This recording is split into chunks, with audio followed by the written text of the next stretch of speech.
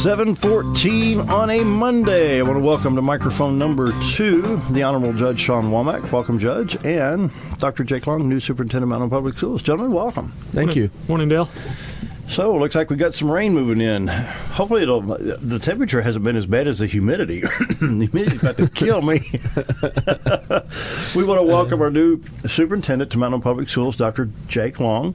Yes, sir. And hope you and your family are doing well. Welcome to the community. And what's going on with the family? I mean, tell us a little bit about yourself. And yeah, I actually grew up not far from Mountain Home in the Caulfield, Missouri area. Grew up on a dairy farm there. My mom, she was a special education teacher, and my dad, his dad was a dairy farmer. The only thing he knew was dairy farming, and so just grew up as a farm kid. Attended school there in the West Plains school systems, and had 3 sisters, and graduated or participated in sports in high school, graduated, and went away to college in Joplin, Missouri Southern, then came back West Plains area and taught and coached for 3 years, and then got this principal job, led to that principal job, to central office. Spent a couple years up North Kansas City in the St. Joseph area, and before being able to do what I call returning home. But they're doing great. Love being closer to family. Love being in this area. where'd you earn your doctorate degree? St. Louis University. Oh, at St. Louis. Yeah. Too. Wow. Yeah. Wow. Yeah, it's I went through a cohort there in the Springfield area with about a group of 15 individuals, and I tell you what, you go through a doctoral program with just a small group, you grow quite close to those people, and so it was a good experience. Took about 2.5 years. Family, my wife Brittany. We don't have any kids. I do have 5 nieces and nephews. 3 of them, which are right here in the area there, southern Missouri. 2 of them, the other 2 are over in Paragould area. Oh yeah, and, so farming farm area kind of runs in the family. Yeah. Okay. Do you miss being on the farm as a kid? Aren't those fond memories? Yeah, they are fond memories, and honestly, that's the hobby that I enjoy even to this day. I have a few beef cows, and so it's that's, I tell everybody, that's my golf game, that's my bass boat, that's my Harley. I mean, that's where I go to take care of all my hobbies. Mm-hmm. Yeah. Well, I was just going to say, it sounds like we may have the beginnings of a controversy for Dale's show here, because you've lived in St. Louis, you've lived near Kansas City. He's a Cardinals guy. I'm kind of a Royals guy and a Kansas City Chiefs guy. So to put you on the spot, how do you fall out in that? I got the solution. One side of his shirt has to be blue, the other side red. There you go. That's what they did at Boonville, Missouri back in '85 for the series. They had on the east side of town, they had a red stripe on the highway, and the west side they had a blue stripe when we played Kansas City. But how about those Missouri teams, now that the judge brought that up? I grew up always being a Cardinals fan, but spending a couple years in Kansas City, especially over the past 2 years, whenever they made that run, it was fun. It was a lot of fun to see those teams that are, I guess, most local to us here having success. Yeah, I've been a St. Louis fan, but I like the Missouri teams. I'd support Kansas City, and honestly, there's a lot of rivalry with the Cubs and the Cardinals. If Chicago, I have to bite my tongue. If the Cubs made it to the World Series, I would have to pull for the Cubs because it's been so long. Well, I guess the most important thing is now he's a Bomber fan. Yeah, absolutely. Oh yeah, absolutely.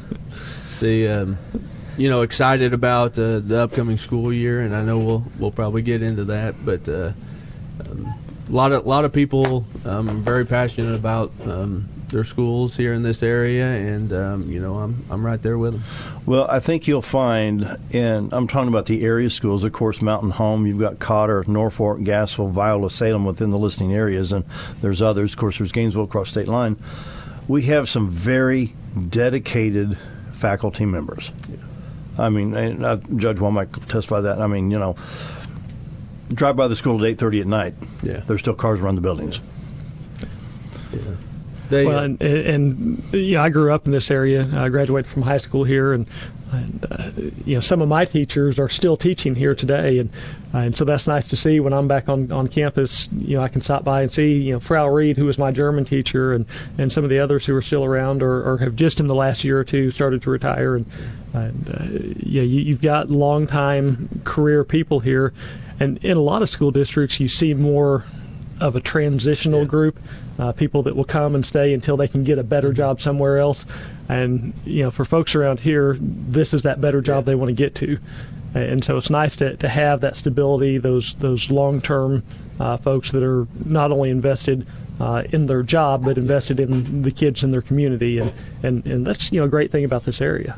Yeah, just last week we had, I guess it was Friday, had our new teacher orientation, and everybody stood up and gave a little bit of background, and just about every new teacher that we hired was either a graduate of Mountain Home. And so not only, we've got a strong group that is going away to get their education or even here through ASU Mountain Home, but they're coming back here to be here, and so that's awesome.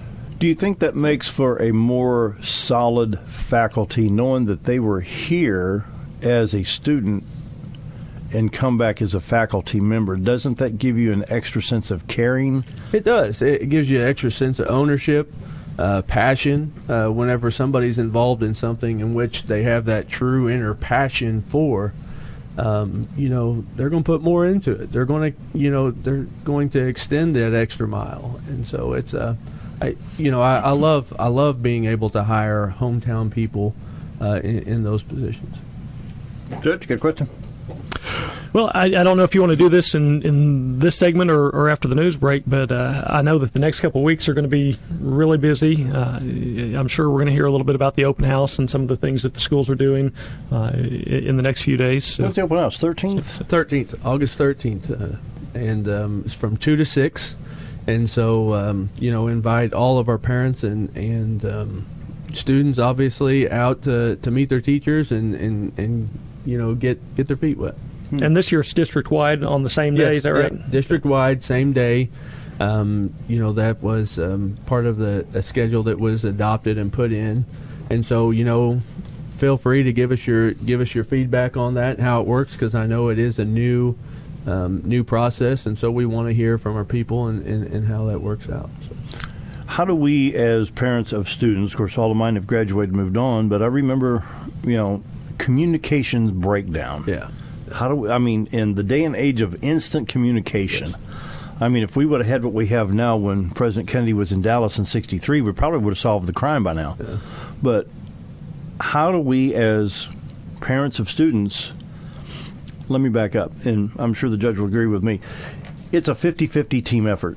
What happens in the classroom between the teacher and the student can only be successful when the student and the parents work with the schools. Yeah. It's not Chicago playing St. Louis here. It's not a rivalry here. We need to work. How do we ensure that the parent, student, teacher, student all are on the same platform? It does. It takes a full effort from the teacher, the principal, the support staff of the schools, and then the parents. We can't do it ourselves. And then I'm going to throw another piece in there that we do a fantastic job at here at Mountain Home is the community. You've got it takes that full wide engagement of all these different stakeholders, but most critically that teacher-parent relationship. And so just like you said, it requires two-way communication from the teacher to the parent. Oftentimes that is personalized to the way that parent, the teacher gets to know the parent indicates how they want to be communicated with. And I know our teachers, go above and beyond in doing that. And so just being able to communicate how they want to be communicated with, to be engaged in, and then, providing that full team support.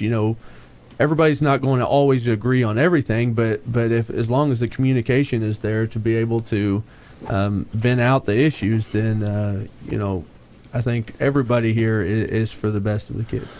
Well, no, go ahead. But and one key to that is the communication has to go both ways. Yeah. You can't be a parent and expect that everything is going to be brought to your attention. You have to be a little bit inquisitive. You have to talk to the teachers. You have to ask what's going on. You have to, for the smaller kids, you've got to check those backpacks.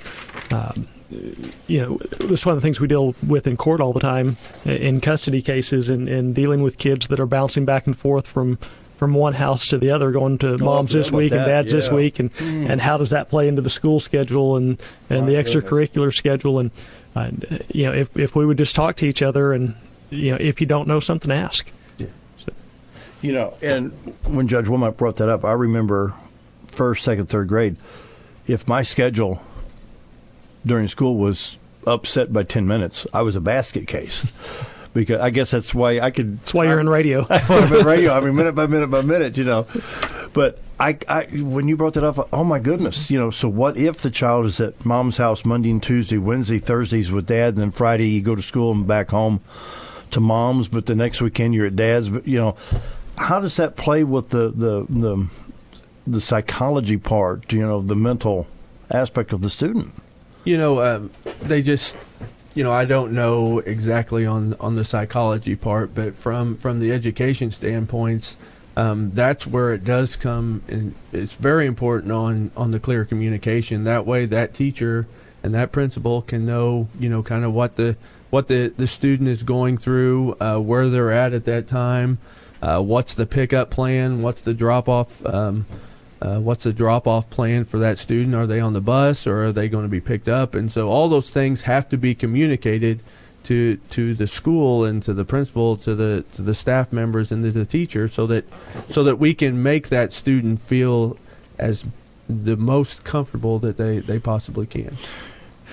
I don't know how to ask this, and perhaps Judge Womack can interject here. The emotional scars from the broken home. And perhaps and you may not be able to comment on this because of still being on the bench, but how can I ask this question? There's got to be emotional scars in a broken home. How can we protect the kids or ensure the kids that it's not their fault? Yeah. You've heard of that aspect of it. Your thoughts, gentlemen. Judge? Well, I think different kids deal with that differently, and the parents have a lot to do with that. If you have parents that are going through those relationship issues but still focus on being a parent versus being upset with the other parent, we tend to have better results if we have folks that will kind of protect the innocence of the kids through that process.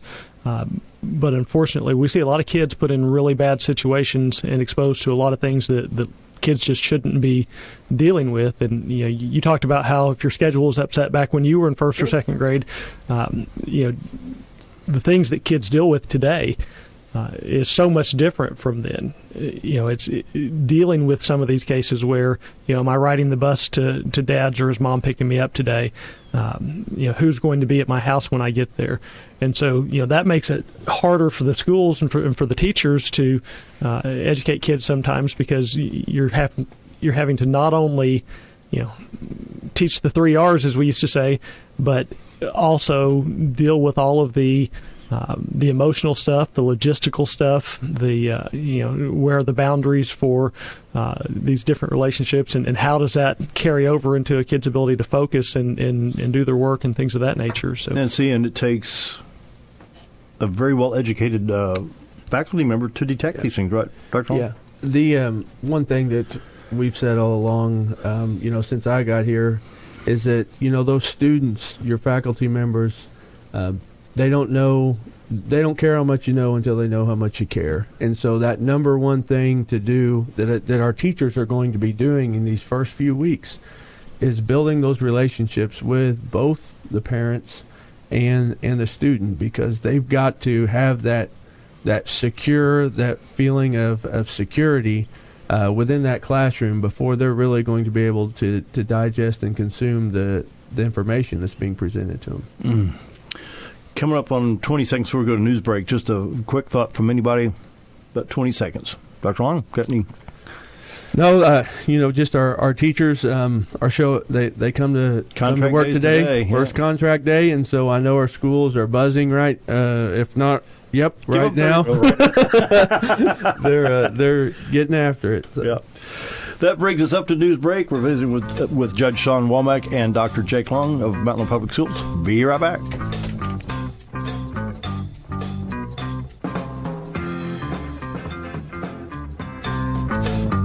$7:35 on this August 10th. I learned to talk here a minute. Judge Shawn Womack is my co-host today, and I welcome him. Of course, campaigning for Supreme Court. Talk about that here in just a few minutes. And, of course, Dr. Jake Long is here with Mountain Public Schools, our new superintendent. Well, we've been nice for too long. Now we got to get down. We skip the gristle, get down to the bone. I was working a campaign with one of the gubernatorial candidates, Curtis Coleman, back last year.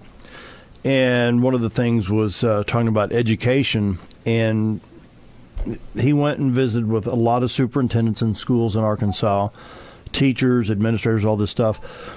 Come to the conclusion that 42% of a teacher's day is dealt with matters of protecting themselves from a lawsuit or covering their rear end, stuff like this. What it boils down to, let's say that a teacher has a student that's having trouble with phonics, CAT, C-A-T, but it could also be K-A-T because the sound's the same. So if you were to bring that student to the teacher's desk for 10 minutes a day to work on phonics, the paperwork to satisfy the ACLU, the parent's attorney, the discrimination aspect of it, the principal, the counselor, the kid graduated. So how can we get the teachers back to where they can teach? Boy, you did load that one up, didn't you? That one's got plenty of mustard and ketchup on it there. You know, without a doubt, you present a real issue that all educators, not just the state of Arkansas, but across the country, are having to face with. And so I think that it boils down to being able to put the appropriate support systems in place from either the district level or from the building level that are outside of just that classroom teacher, whether it be process consultants or process management personnel, but appropriate support people to help with what you're calling the paperwork and the some of those compliance-driven type things. That way that teacher can focus on engagement and instruction.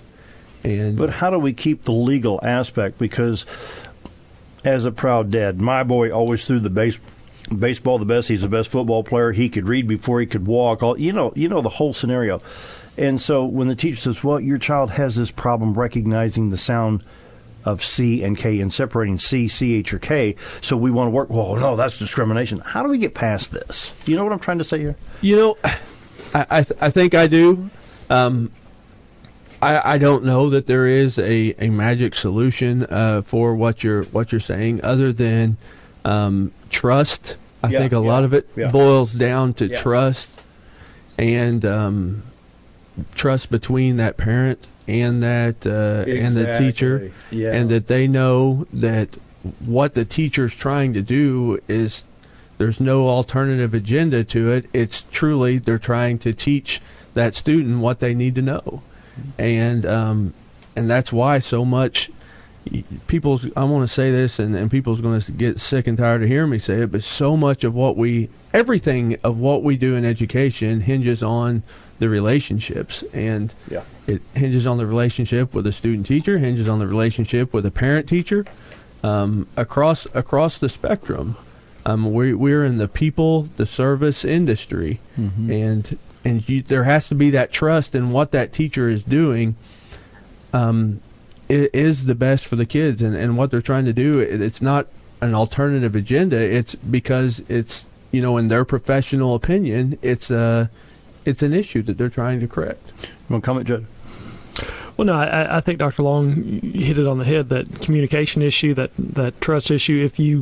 If you know the people you're dealing with, and someone comes to you and says, your child has an issue, this is what we need to correct, as a parent, I think you're more likely to be receptive to that than if it's a situation where you ship your kids off to school in August and get them back in May, and just kind of take a hands-off approach the rest of the time. And that goes back to what we talked about earlier, that two-way street, that communication going both ways where, not only do the schools have to communicate with the parents, but the parents have to avail themselves of information. They have to, check on what's going on with the students, keep up with those things, talk to the teachers, go to the conferences, go to the open houses. Communication. And if you know the people you're dealing with, then all those things get much easier to accept and to address and to move on, and you don't have those defensive postures of some stranger being critical. You have a friend trying to help, and so the way you view things in relation to people that you've built those relationships with has a huge impact. Good point. Well, I have to admit, my Facebook page has been lighting up with 2 words and a question mark, and it comes out those 2 words are a 4-letter word, Common Core. Oh, now we get out of the pot into the fire. Yeah. Common Core. I have to be honest, being that I'm not an instructor, I'm not anything to do with the schools, I don't know. I have seen some Common Core math, but a lot of our conservative listeners are very dead set against Common Core. In fact, they won't even consider a political candidate of either party because of their stance on Common Core. Where you're at on this? And we as educators, we're going to do whatever and comply with whatever standards are placed in front of us. I think that from our standpoint, whether from the school district and from school district leadership, we just want a direction. We want a direction for standards, whether it be Common Core, whether it be something else. We want a direction for assessment, and then that way we can, define the playing fields and let's go. And because in the end, the instruction is, the instruction's not going to change all that much based on the standards. We'll have some things we'll have to maybe dive deeper into, maybe a little bit broader in some sense. Some things that you and I maybe learned, maybe it's not a part of the Common Core, and so that may not get as much of a depth of instruction because of some of the other things that we have to place a greater emphasis on. Now, recently, Governor Asa Hutchinson issued a letter to Education Commissioner Johnny Key, and may need the judge to help me on this because he's been in the legislature, but they've dropped the PARCC, the PARC test, in lieu of ACT. Do you remember that Yeah, ACT Aspire. And so every 3rd through 10th grader will be tested on the system ACT Aspire, which I believe is aligned to the Common Core. And every 11th grader will actually be given a free ACT also. And so that will be their assessment.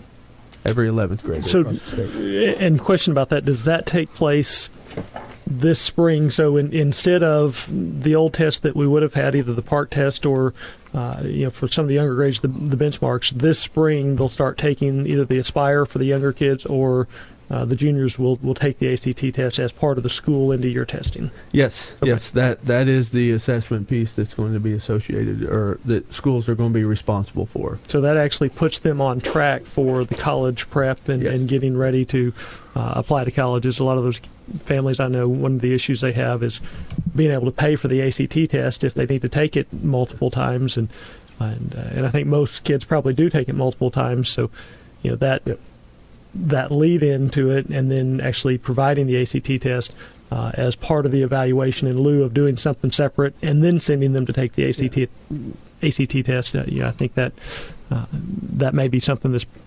productive in terms of getting more kids, at least giving them the opportunity to be ready for college if that's the track that they take. And when we come down to the Common Core, I've worked with some people discussing the Common Core issue.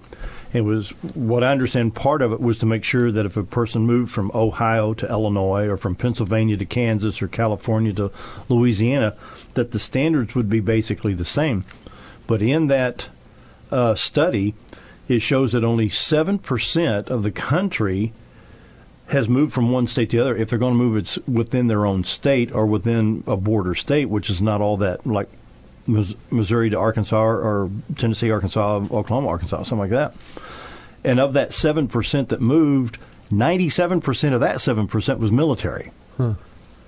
And so that part of the Common Core was basically shot out of the water. Yeah. Because, your military basically going to have a military school. If you're moving with the Air Force or Army, something like that, you got an on-base school anyway. The challenges that our educators face they're huge because of. I firmly believe that we have to individualize our instruction for every kid. And so that's going to look different whether you move from Arkansas to Michigan or if you move from just a teacher to another teacher within the same building. We have to individualize our instruction to reach each and every kid. And you have to recognize the level on which they can learn. Yes. Because some learn faster than the other. I know we used to have the smart kid in class, It just has to. We have to make that learning personal to that kid. Time for a quick break. We'll be right back. 7:49. Judge Womack, you had a very good point there. You want to bring that out? Well, some of the back-to-school stuff is starting this week. I know today starts with the high school going to get their schedules and books and lockers and things like that. Today is senior day. Tomorrow, junior day. Wednesday is sophomore day. And one thing for those that will be seniors, this Wednesday, they're doing the senior pictures for the yearbook, where they go in and get dressed up in Wingard. We'll have the photographers there. So Sheila Wingard's got to go back to work. Time to smile and look good for the yearbook. Text message. Sheila, you haven't brought donuts by here in a long time. Pastor Dave Capper stopped by, and you got some VBS coming up. Come in and get a quick minute or two. Yeah, great. Thanks for letting me on and letting people know about the Vacation Bible School we have going on tonight at Trinity Lutheran Church. It starts tonight, 6 to 8 o'clock, Monday through Friday, and the theme this year is Making Tracks with Jesus.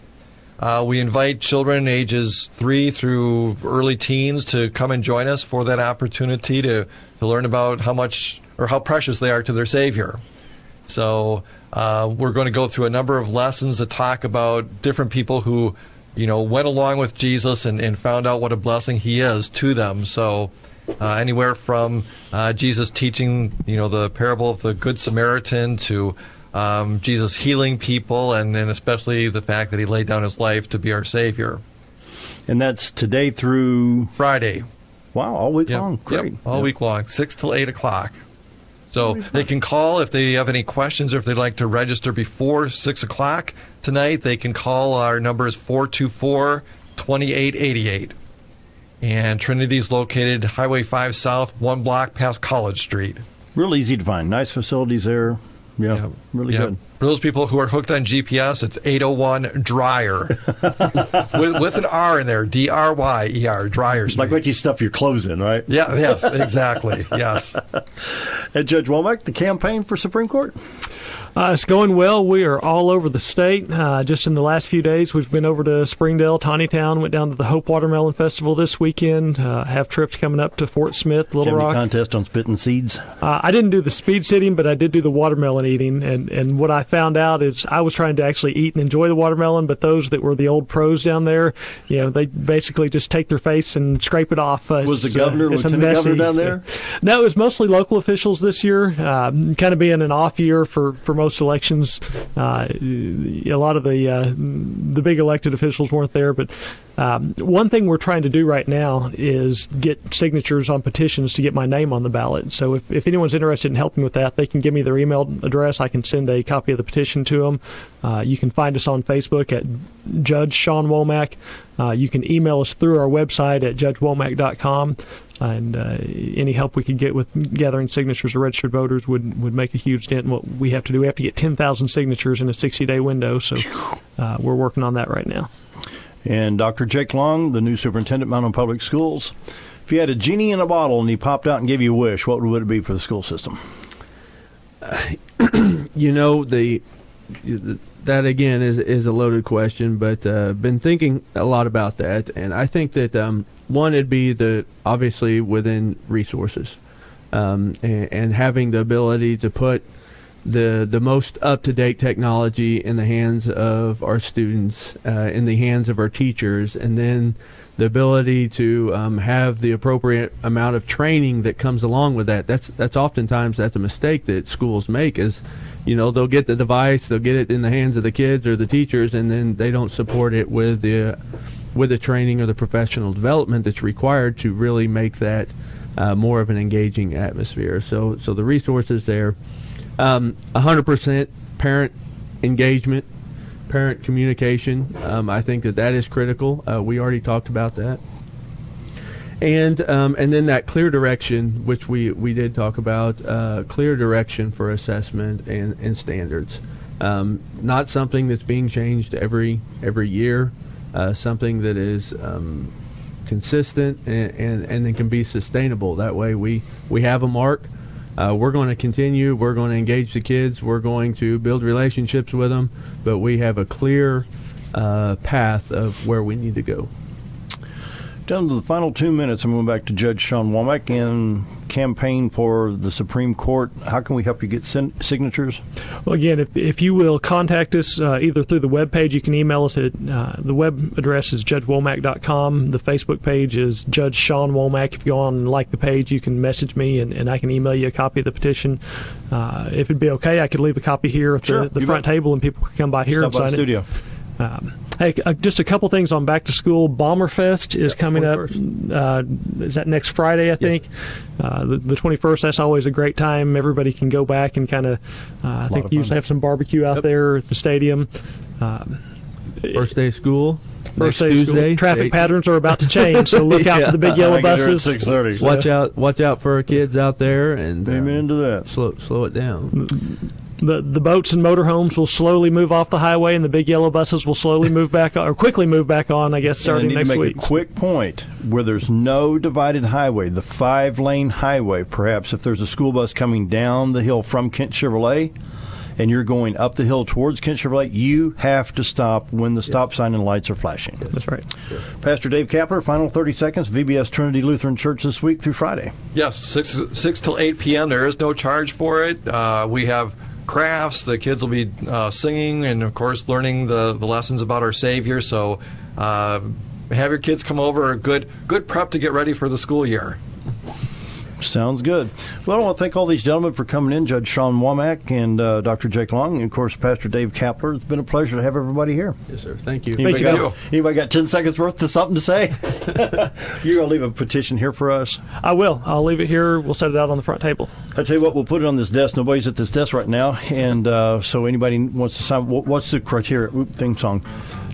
Name, printed name, signature. The Secretary of State wants your date of birth and address just so they can verify that you are who you are. Sounds good. That wraps it up. We'll be back tomorrow. Stay dry, everybody.